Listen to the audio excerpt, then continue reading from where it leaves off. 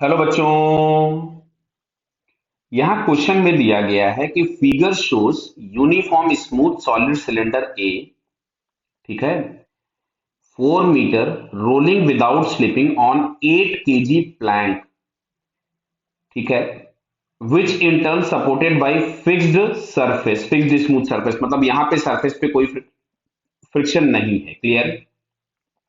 Block B is know that acceleration down with 6 metre per second square and C with 2 metre per second square. तो साहब अगर ये 2 से जा रहा है, मतलब ये जो 8 kg वाला है ये 2 से जाएगा, ये अगर 6 से जा रहा है, इसका मतलब जो हमारे पास सिलेंडर है इसका जो टॉप मोस्ट पॉइंट होगा इसका एक्सेलरेशन 6 होगा। क्लियर है क्या, बताइए। अब क्वेश्चन में पूछा है what is the angular acceleration of the cylinder. Clear है। तो अब अगर हम सिलेंडर का जरा एक बार फ्री बॉडी डायग्राम बनाते हैं सिलेंडर का, भाई साहब। क्लियर है, देखिए यहाँ पे तो सिलेंडर के सेंटर के एक्सेलरेशन को मैं कुछ भी ए लिख लेता हूं, तो it's translational acceleration is a. तो यहां से आप जो एंगुलर एक्सेलरेशन होगा अल्फा, क्या हम उसको ए बाई आर लिखेंगे क्योंकि प्योर रोलिंग हो रही है। तो प्योर रोलिंग में alpha is equal to a by r होता है। तो अब अच्छा सुनना बात को ध्यान से। तो ये मैं यहां सिलेंडर बना रहा हूं, ध्यान से देखना, ये सिलेंडर। तो सिलेंडर के सेंटर का एक्सेलरेशन ए है, मतलब दुनिया में सिलेंडर के सारे पॉइंट्स ए से इधर जाएंगे। और एंगुलर एक्सेलरेशन अगर अल्फा इधर है तो ये वाला जो पॉइंट होगा टॉप मोस्ट पॉइंट, इसका एक्सेलरेशन सेंटर के एक्सेलरेशन की वजह से ए और रोटेशन की वजह से आर अल्फा। इस बॉटम वाले का एक्सेलरेशन ए की वजह से इधर और आर अल्फा की वजह से इधर। क्या है बात समझ में आ रहा है? रोटेशन की वजह से। दोनों अलग अलग बना दूं क्या मैं? चलिए मैं दोनों अलग अलग बना देता हूं आपके लिए, समझ में और अच्छे से आएगा। दोनों मोशन मैं अलग अलग बना रहा हूं। क्लियर है। मैं ट्रांसलेशनल के लिए सिलेंडर अलग बनाता हूं, रोटेशन के लिए अलग, फिर मैं कंबाइन भी बना दूंगा।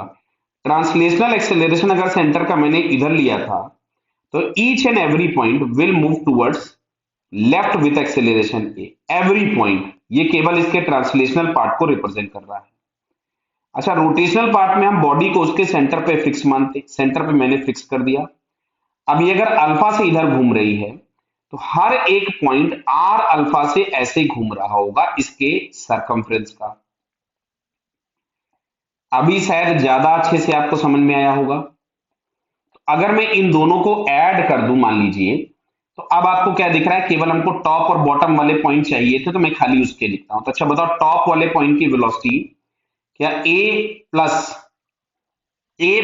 आर अल्फा आपको दिखाई देगी लेफ्ट में? बोलिए। सॉरी, एक्सेलरेशन होगा, सॉरी। और इस बॉटम मोस्ट पॉइंट पे जो 2 से इधर जा रहा है, मतलब इसका जो बॉटम मोस्ट पॉइंट होगा वो इधर जा रहा होगा, तो ये आर अल्फा बड़ा होगा, तो ये इस डायरेक्शन में जाता दिख रहा होगा आर अल्फा माइनस ए से। क्लियर। तो अब अच्छा देखो, यहां से अगर हम देखें तो इसके टॉप मोस्ट पॉइंट का एक्सेलरेशन है 6 और बॉटम मोस्ट पॉइंट का एक्सेलरेशन है 2 राइट साइड में। बेटा क्लियर हो रहा है क्या ये? तो मैं यहां से लिख सकता था क्या कि ए प्लस आर अल्फा बराबर 6 और आर अल्फा माइनस ए बराबर 2। क्लियर बेटा? समझ में आ रहा है ना? ये वैल्यू दी गई है 6 मीटर पर सेकेंड स्क्वायर। उम्मीद करता हूं इतनी बातें समझ में बेटा आपको आ गई होंगी अब तक। और ये दिया था 2 मीटर पर सेकेंड स्क्वायर। दोनों को अगर हम ऐड कर दें तो ए गायब हो गया। तो यहां से आता है 2r alpha is equal to 8। तो r alpha is equal to 4। साहब अगर हमको रेडियस मिल जाए तो अल्फा मिल जाएगा। रेडियस कितनी दी गई है सिलेंडर की? देखते जरा, रेडियस दी थी 4 मीटर, ये देखिए। तो अगर मैं आर की जगह पे यहां 4 मीटर प्लेस कर देता हूं तो 4 इंटू अल्फा बराबर 4। तो यहां से अल्फा इज इक्वल्स टू आपको मिलेगा 1 रेडियन पर सेकेंड स्क्वायर। तो 1 रेडियन पर सेकेंड स्क्वायर हमको यहाँ पे ये फोर्थ ऑप्शन में दिया है, so it's fourth answer is correct. Clear बेटा? Okay, all the best.